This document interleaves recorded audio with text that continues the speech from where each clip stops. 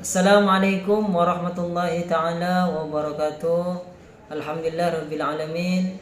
Wa bihi nasta'in wa ala umuri dunya waddin. Wa ala alihi wa sahbihi ajma'in. Amma ba'du. Perkenalkan, nama saya Suhri, Fakultas Usuluddin Adab dan Dakwah dari Prodi Manajemen Dakwah, dengan NIM 12408016.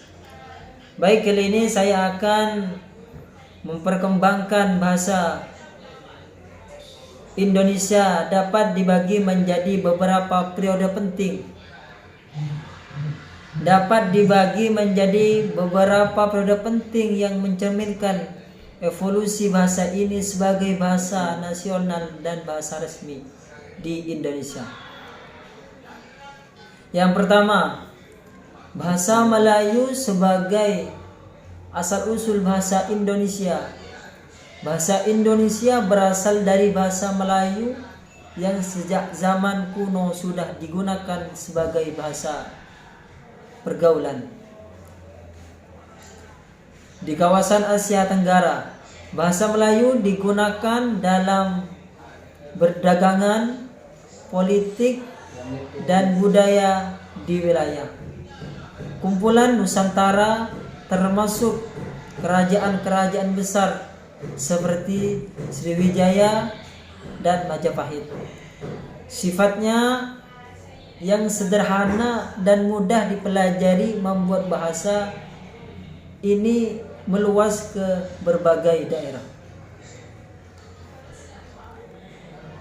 Terus yang kedua, di sini Sumpah Pemuda 1928, momentum penting bagi bahasa Indonesia, terjadi pada tanggal 28 Oktober 1928 saat Kongres Pemuda II melahirkan Sumpah Pemuda.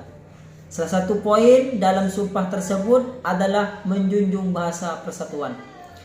Bahasa Indonesia, bahasa Melayu yang sebelumnya digunakan secara luas, kemudian diakui sebagai bahasa Indonesia, sebagai bahasa nasional dan nama baru, yaitu bahasa Indonesia.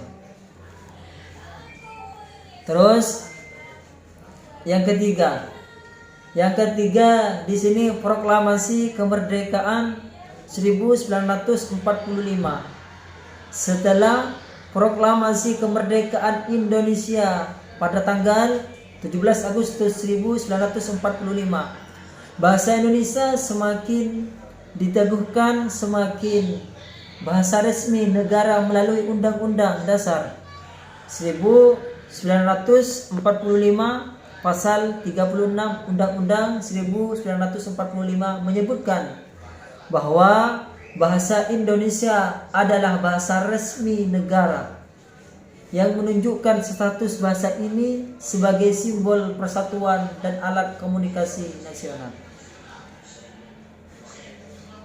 Terus yang keempat di sini perkembangan pasca kemerdekaan. Setelah kemerdekaan, bahasa Indonesia terus berkembang seiring dengan perkembangan teknologi, pendidikan, dan komunikasi. Pada era ini, bahasa Indonesia mengalami pengayaan kosakata dan struktur bahasa melalui adaptasi dari bahasa asing, terutama bahasa Inggris, bahasa Arab, Belanda, dan bahasa daerah. Banyak istilah baru dalam bidang ilmu pengetahuan, teknologi, dan pemerintahan yang dimasukkan ke dalam bahasa Indonesia. Terus di sini yang nomor 5, modernisasi dan globalisasi.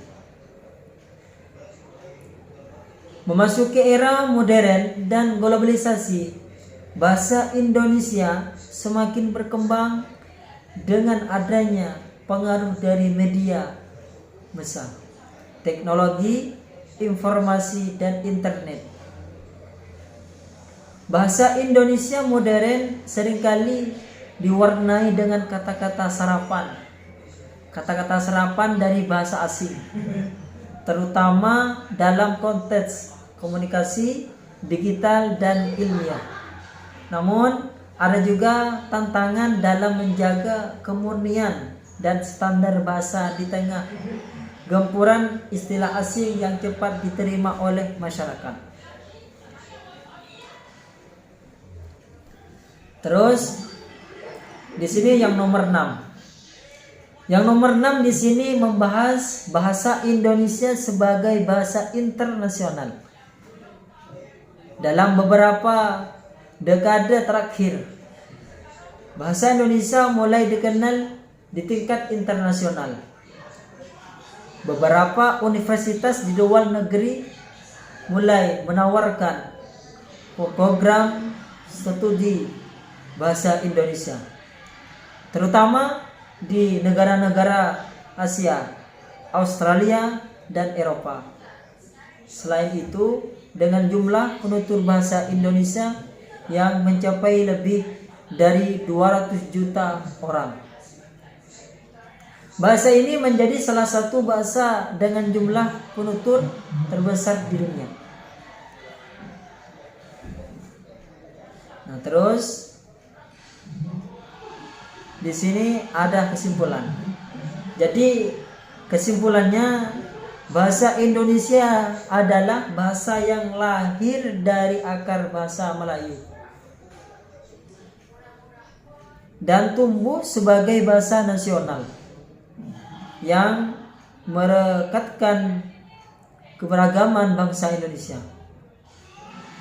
Seiring berjalannya waktu, bahasa ini terus berkembang dan beradaptasi dengan pengaruh global, sambil tetap mempertahankan identitasnya sebagai simbol persatuan dan perkembangan nasional. Mungkin cuma ini yang saya sampaikan. Kurang lebihnya saya mohon maaf. Wabillahi taufiq wal hidayah. Wassalamualaikum warahmatullahi wabarakatuh.